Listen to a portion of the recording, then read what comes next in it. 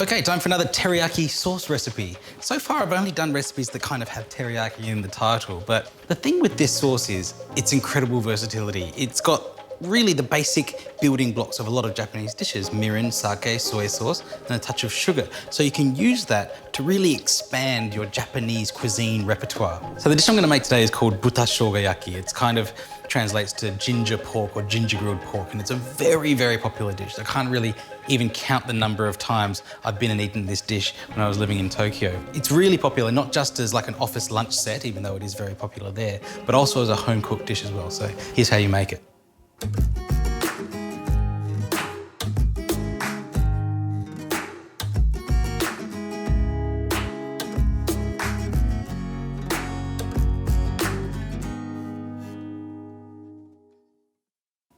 I'm going to start from the end first and then go back to the beginning, because we're going to serve this with a real Japanese favourite, just some finely shredded cabbage. I've got some cabbage, I've got my Japanese mandolin here, the benruna. Just give that a bit of an adjustment and just shred away.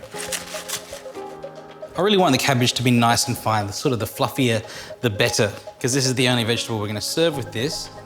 So it's kind of a foil to that nice, slightly fatty pork. The reason I'm shredding the cabbage first is because it does benefit from sitting for a little bit, but also because I'm a bit lazy and I don't want to wash the board. If I shred the cabbage first, then I cut the pork later. I don't need to wash the board in between doing those two tasks. Here we are, a nice pile of shredded cabbage. Move that and set that aside for the time being. Cut some onions.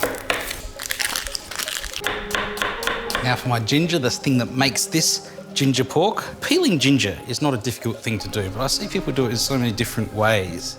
They get a peeler out, or they might use a knife and hack big chunks off it, but you don't want to waste your money when you're buying ginger, so the best thing to peel ginger with is a spoon. I just put down a little sheet of kitchen paper, use the spoon just to scrape the skin off the ginger, get into all those little nooks and crannies that a peeler or a knife can't get to.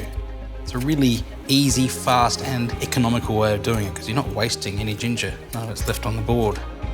Because I put my kitchen paper down, the cleanup's very easy as well. So I've got my ginger there, and my number one rule for when you're cooking with ginger is don't grate it onto a cutting board. So much of the flavour of the ginger is in the juice itself, so always try to grate it into a bowl or something where you can capture all of that juice. Put a little microplane grater here, and I'll just make sure I'm not losing that ginger juice off onto the board. I want a fair bit of ginger here because it is ginger pork after all.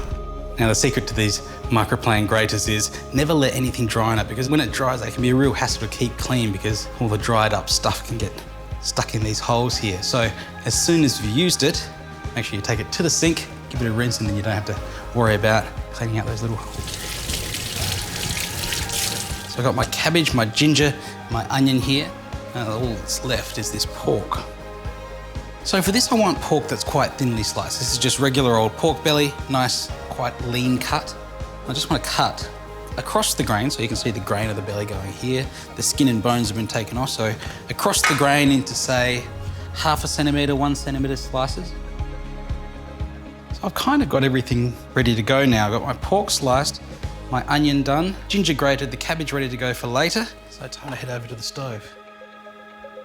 So the normal Japanese way of doing this is to kind of throw everything in together. The pork, the onions, the ginger and the sauce all gets mixed together and it almost stews. But I think to get the best flavour out of it, it's better to do it in batches. You get a nice browning on the pork before you get all of the liquid going in there. The onions kind of caramelise, and then when you bring it all together at the end, the flavour just turns up to 100. Pork in first.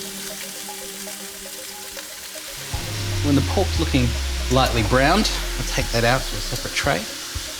And it's rendered some of its fat into the oil here as well, so it's going to give a really nice flavour to the onions. I can reduce the heat down a little bit at this point as well, because I don't want the onions to brown too fast. I want them to bring out a bit of their sweetness while they're caramelising in the pan. They look pretty good now. So the pork can go back in, as well as the ginger, and in with this teriyaki sauce as well.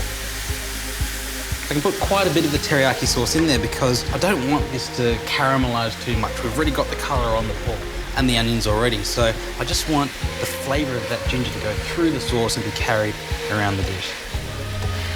That looks pretty good, so I'll just flick that off, get it onto the plate with a bit of cabbage and a touch of Japanese mayonnaise, and we are done. Now you can see why this is such a popular home-cooked dish. So just get it onto the plate. Make sure not to lose out on any of these sauces and caramelized onions as well. And then a big pile of this shredded cabbage to kind of offset the oiliness and sweetness of the pork. And it certainly wouldn't be shougayaki without a good whack of mayonnaise. I like to give it just a little sprinkle with this Japanese 7 spice, but of course you can leave it out if you don't have any. And that is buta shougayaki.